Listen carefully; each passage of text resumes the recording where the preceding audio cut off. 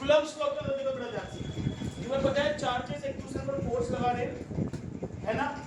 तो जो force charges के बीच की फोर्स को डिफाइन कर रहा है, बता रहा है कि उनके बीच की फोर्स कैसे लगेगी, किस तरीके से होगी, किस तरीके से वेरिएशन होगी, दैट इज कूलम्ब्स। क्या है? Coulomb's law. Coulomb's law valid है इलेक्ट्रोस्टैटिक्स में, याद रखना। पहले कहां वैलिड है? इलेक्ट्रोस्टैटिक्स। इलेक्ट्रोस्टैटिक क्या होता है? चार्ज एट रेस्ट, मतलब कि जो चार्जेस के बीच में फोर्स देगा ये formula, this is valid only in the case when the charges are at rest. Charges are at rest and very important, it is valid only for point charges. ये point charges के लिए भी valid है। अब इसमें बात करते हैं कैसे। क्या कह रहा है कि मान लो एक चार्ज दिया,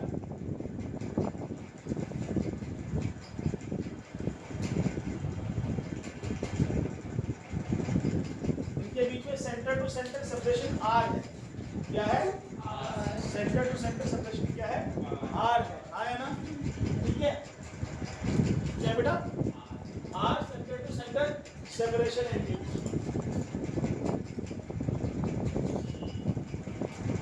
ठीक है, और ये एक दूसरे पर फोर्स लगाएंगे न्यूटन लॉ के हिसाब से। हमको पता है ये जो फोर्स लगाते हैं किस तरीके से लगाएंगे, F12 F21 मान लो, फिलहाल के लिए मान लो कि दोनों रिपल्सिव फोर्स लगाए तो न्यूटन लॉ क्या कहता है? Equivalent opposite force. काफी सारी ऑब्जर्वेशन के बाद, काफी सारे चार्जेस पे एक same similar kind of observation के बाद ये कंक्लूजन पे पहुंचे कि जो फोर्स है चार्जेस के बीच में उसका मैग्नीट्यूड प्रोपोर्शनल है प्रोडक्ट ऑफ चार्जेस। ठीक है, ये एक ऑब्जर्व लॉ। ऑब्जर्व लॉ में जो मैंने बताया कि बहुत सारे पेयर ऑफ चार्जेस पे देखा और क्या बना दिया, इसको एक लॉ बना दिया। क्या बना दिया? हाँ भाई, जो लोग पिछली क्लास में नहीं आए थे वो यहाँ पे ध्यान से सुनो, तुम ऐसी कोई प्रॉब्लम नहीं होने वाली इसको समझने में। ठीक है, तो पहले तो अपने दिमाग से ये वाली बात निकाल दो कि हम पिछली क्लास में नहीं आए थे तो हमें समझ में अभी नहीं आएगा। समझ सकते हो, बाकी वाला तुम्हारा बाद में हो ही जाएगा। तो F is proportional to the product of charges and F is inversely proportional to the square of separation। ऐसे लोगों को पहले भी पढ़ चुके हो, न्यूटन्स लॉ ऑफ ग्रेविटेशन आया ना। F is directly proportional to the product of charges, inversely proportional to the square of separation। ठीक है, Coulomb's law is valid only for point charges। देखो, Coulomb's law is valid only for point charges। अब ये point charges की नहीं क्यों valid है, बता सकते हो जरा एक बार? देखो क्या हो रहा है यहाँ पर, ये मान के चला जा रहा है ये जो सेपरेशन है ना, आर सेपरेशन है, ये चार्जेस की सेंटर टू सेंटर सेपरेशन है। चार्जेस की सेंटर टू सेंटर सेपरेशन है, जो कि सेंटर से सेंटर के बीच में हो। ठीक है, क्या कौन सी सेपरेशन है बेटा? सेंटर टू सेंटर सेपरेशन है चार्जेस। ठीक है, अब मेरी बात ध्यान से सुनो।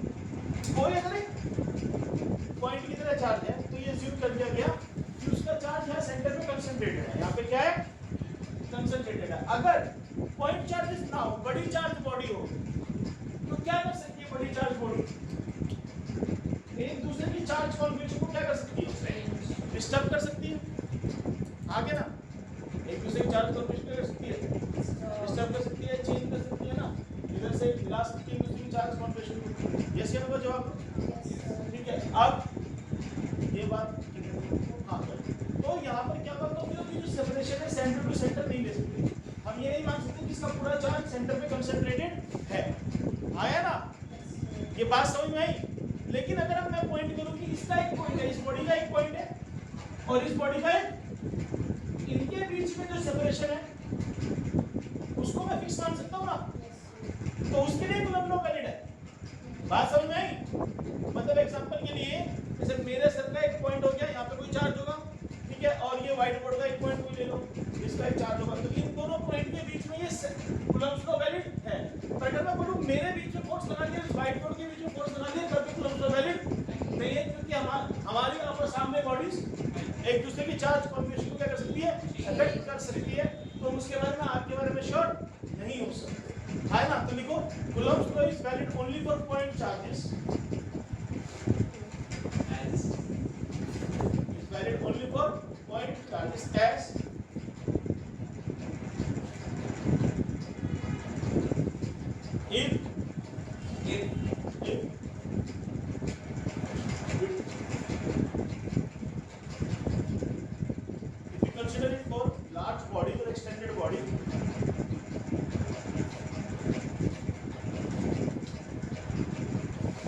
you can't be sure about,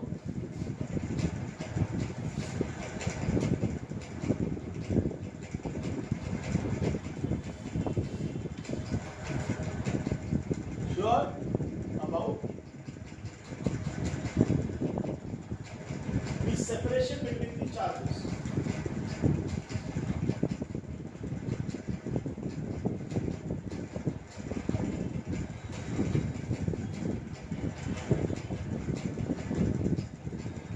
And this is valid only in electrostatics.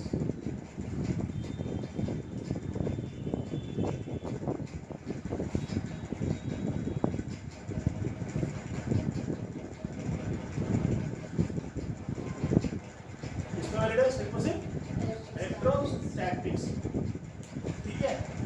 मतलब देखिए यहाँ पे बहुत ही ज़्यादा क्वेश्चन हो जाता है, थोड़ा डीप क्वेश्चन है।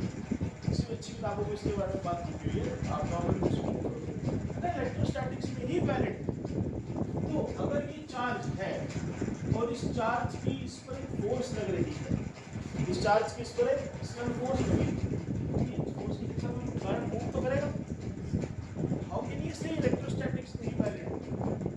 पॉइंट है कहना चाह रहा है कि मूव करने दो, ठीक है, फोर्स लग रही है लगने दो, पर एक पर्टिकुलर मूवमेंट पे ही वैलिड है, फिर अगले मूवमेंट में सेपरेशन क्या हो जाएगी? चेंज। हाँ या ना? ये बात भी ध्यान रखना, क्लियर है? ये बात तुम्हारी समझ में आई? अब इसकी स्टेटमेंट लिखो, according to Coulomb's law, force between any two point charges, electrostatic force between any two point charges,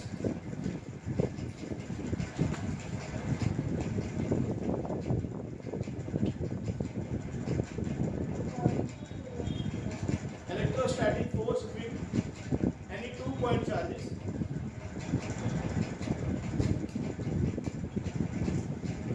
is directly proportional to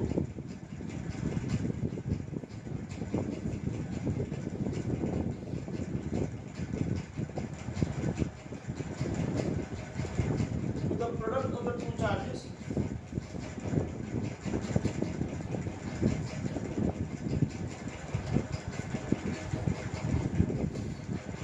and inversely proportional to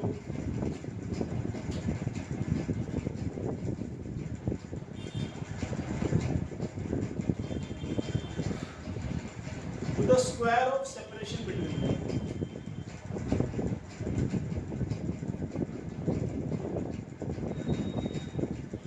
To the square of separation between them. के बीच की separation की क्या है? Inversely proportional है, ठीक है। अब मेरी बात ध्यान से सुनो, जब तुम लोग जानते ही अगर हमने इसको दोनों को हम कंबाइन कर दें तो ऐसे लिख देंगे, तो क्या यहाँ पर एक कांस्टेंट को अप्लाई कर दें? ये क्या है? Electrostatic constant. क्या है? लेकिन तुम उसको थोड़ा बहुत शायद हो सकता है कैपिटल जी से रिलेट कर रहे हो, क्योंकि ग्रेविटेशनल कांस्टेंट है। कैपिटल जी की तरह ये यूनिवर्सल कांस्टेंट नहीं है, ये एक ऐसा कांस्टेंट है जो पर्टिकुलर मीडियम के लिए फिक्स है, पर दूसरे मीडियम में जाते ही ये चेंज हो जाए। अब इसकी बात करते हैं, बहुत डिटेल में इसकी बात समझने की कोशिश करते हैं, ठीक है। चलो पहले लिख लूंगी स्पेस चलेगा। हाँ, एक सेकंड बोल रहा हूँ, बस ये इंफॉर्मेशन लिख लो, फिर हम आते हैं।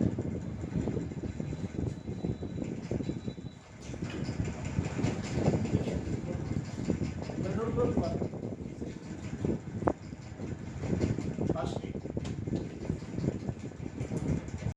के में बात करी, के क्या है? Electrostatic constant. के के लिए जो हमने इक्वेशन लिखी वो लिखी 1/4πε। अब एप्सिलॉन क्या है? एप्सिलॉन है परमिटिविटी। समझो परमिटिविटी क्या होता है। परमिटिविटी ये आइडिया दे रहा है कि एक मीडियम अपने आप को कितना ज्यादा एक पर्टिकुलर एक्सटर्नल इलेक्ट्रिक फील्ड से अफेक्ट होने दे रहा है, किसी चार्ज से अफेक्ट होने दे रहा है। एक मीडियम है, उसके अंदर कोई चार्ज जा रहा है, उस चार्ज के कारण उस मीडियम की चार्ज कॉन्फ़िगरेशन बाकी कॉन्फ़िगरेशन में कितना इफेक्ट बढ़ रहा है, कितना effect, that is what primitive. क्या है? परमिट करने की ability, that is primitive. Air जो है, एयर और वैक्यूम ऑलमोस्ट सिमिलर मीडियम है, इसमें कुछ नहीं है, आसपास। ओके सर, ये डेंसिटी है वर्किंग में 0 होती है, पर कितनी है? बहुत कम है। ठीक है, तो एयर और वैक्यूम की परमिटिविटी क्या है? Least permittivity. क्या है? तो लीस्ट परमिटिविटी, तो के की वैल्यू क्या होगी? सबसे ज्यादा। इसलिए for a pair of charge which are placed at separation r, for a pair of charge which are placed at separation force will be maximum in air or vacuum. As soon as these two charges move to some other medium at the same separation r, force will get reduced. है ना? इस फॉर्मूले के हिसाब से की permittivity will get increased, k will get decreased, and in the Coulomb's law k q1 q2 by r square, as k is reducing, force will be reduced. ठीक है, कुछ समझ में आ गई बात? देखिए फॉर्मूला क्या कह रहा है, k q1 q2 by r square। अगर परमिटिविटी बढ़ा दोगे तो k क्या हो जाएगा? कम हो जाएगा, तो फोर्स क्या हो जाएगी? कम हो जाएगी। अब बता रहा हूँ, 5 मिनट बात रही है, इसे सुनते रहो। ठीक है, क्या बोल रहा था मैं कि अगर परमिटिविटी इंक्रीज हुई, क्या डिक्रीज? कूलम्ब्स लॉ की मैथ्स कह रही है कि फोर्स डिक्रीज कर जाएगी। आया ना? अब परमिटिविटी समझते हैं। इमेजिन करो एक मीडियम है, जैसे कि वाटर है, वाटर का मीडियम है, और वाटर के मीडियम में ये दो चार्जेस हैं। ठीक है, वाटर के अंदर क्या होगा?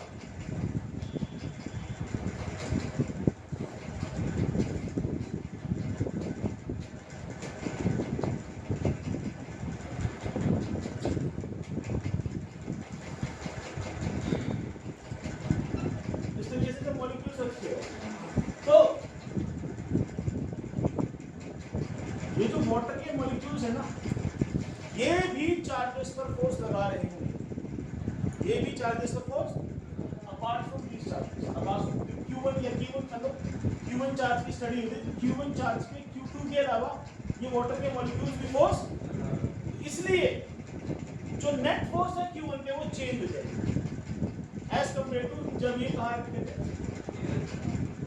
एयर में रखते थे, जब आसपास कुछ भी नहीं था, सेपरेशन चेंज नहीं, तब कुछ भी नहीं था।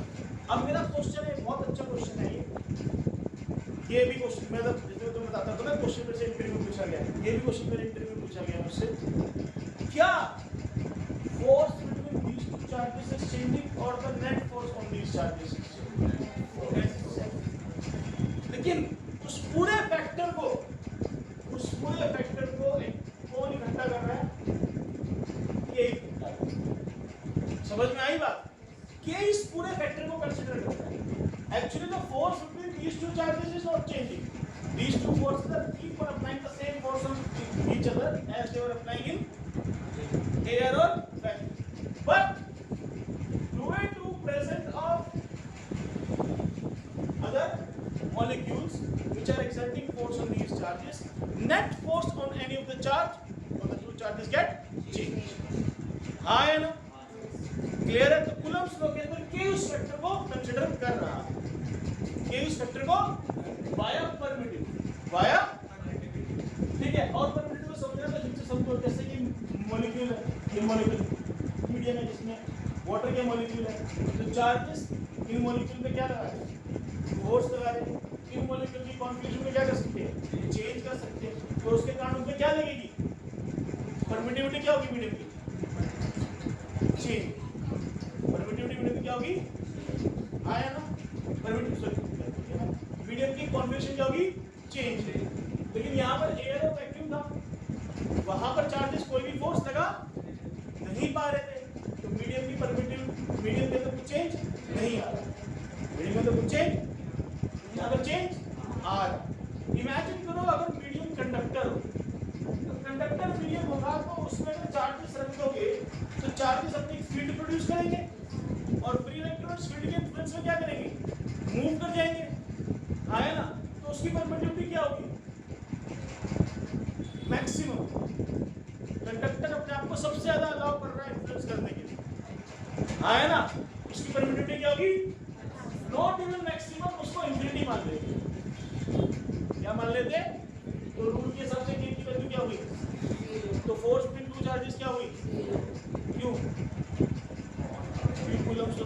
ऑलरेडी इलेक्ट्रोस्टैटिक में था ना, और जैसे ही कंडक्टर के अंदर पहुंचे तो इलेक्ट्रोस्टैटिक तो है ही नहीं, तो वहाँ तो चार्जेस मूव कर सकते हैं, तो इसलिए फोर्स ही नहीं लगेगी।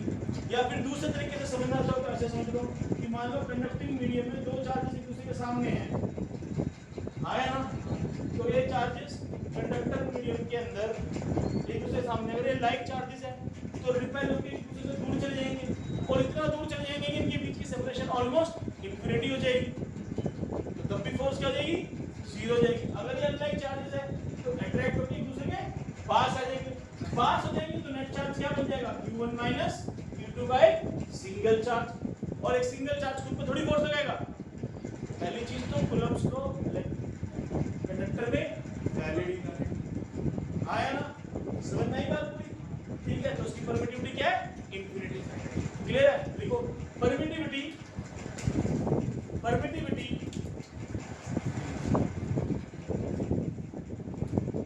is the ability of a medium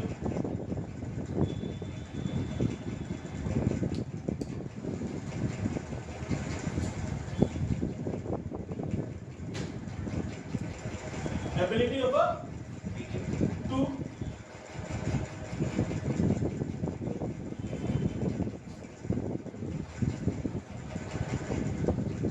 affect itself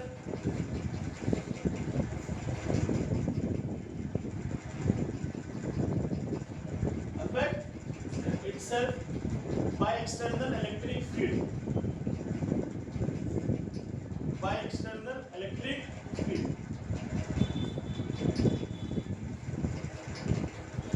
ठीक है। एबिलिटी मीडियम की अपना को अफेक्ट कर पाएगी बाय एक्सटर्नल इलेक्ट्रिक फील्ड, ये क्या है, परमिटिविटी, क्लियर है। Higher the permittivity,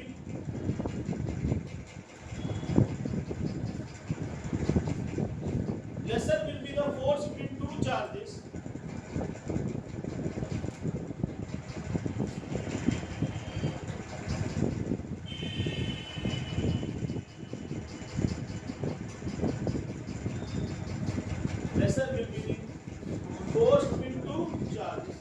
placed at a particular separation,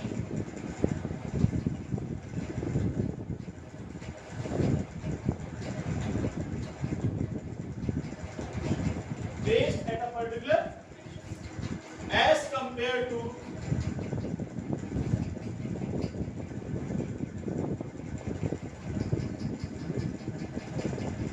as force between those two charges when they were placed at the same separation,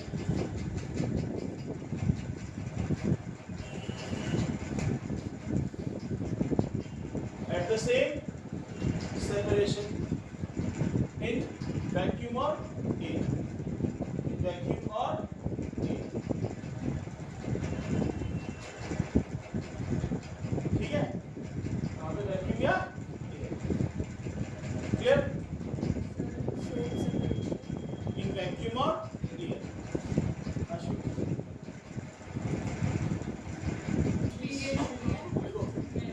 for example hair,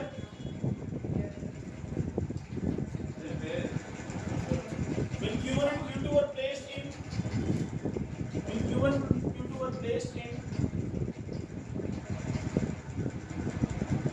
here,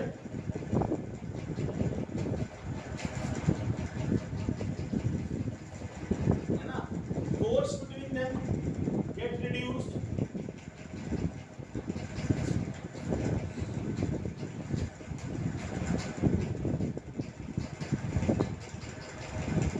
when they are placed in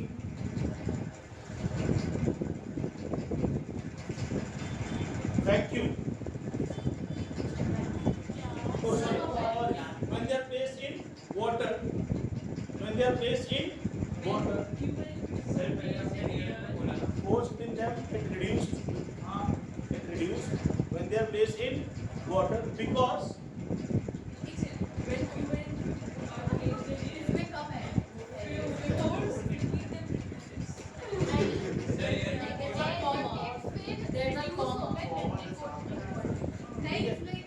between them reduces as compared to when they are placed in water, because molecules of of water are also exerting, because molecules of water are also exerting force on them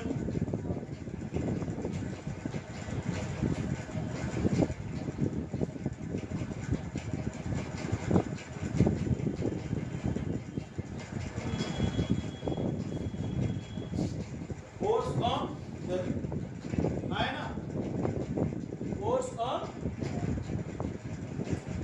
ठीक है. So the net force between the charges is reducing. Net force charges is reducing, but not the force. The force which they actually apply on each other. Not the force which they actually apply on each other.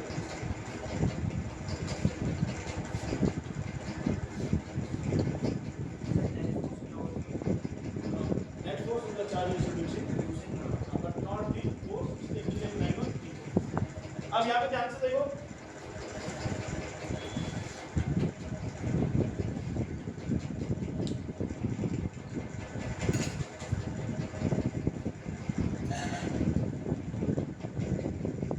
Silent not जो है उसको बोलते हैं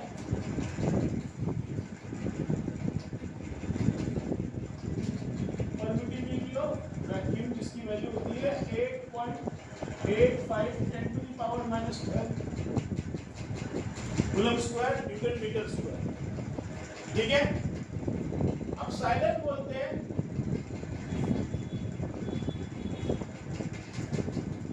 permittivity of any other medium, any other medium. Epsilon upon में epsilon बोलते हैं relative permittivity. क्या बोलते हैं? Relative permittivity. बहुत सिंपल है.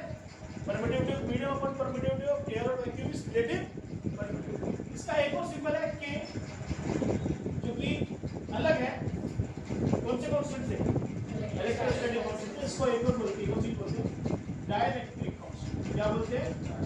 अभी आगे जाके पढ़ोगे इसको. Dielectric constant. Dielectric constant. ठीक है. तो ये के हो गया. हाँ है ना. Good job. अगर दो चार्जेस है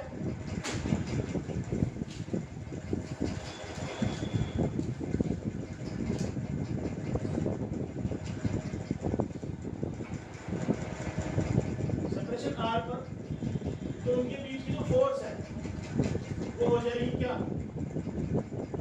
1/4 pi epsilon naught q1 q2 by r. और अगर वो एनी अदर मीडियम में चले जाते हैं तो उनके बीच की फोर्स जो है चेंज होकर हो जाएगी क्या? 1/4 pi epsilon q1 q2 by r square f dash. है ना. अगर तुम f डैश बाय f की रेशियो लेने जाओ तो q1 q2 by r square तो कैंसिल हो जाएगा. 1/4 पाई भी कैंसिल हो जाएगा. क्या बचेगा? 1/4 में एप्सिलॉन नॉट, एप्सिलॉन अपॉन में एप्सिलॉन नॉट. क्या बचेगा? ये जल्दी बताओ मुझे.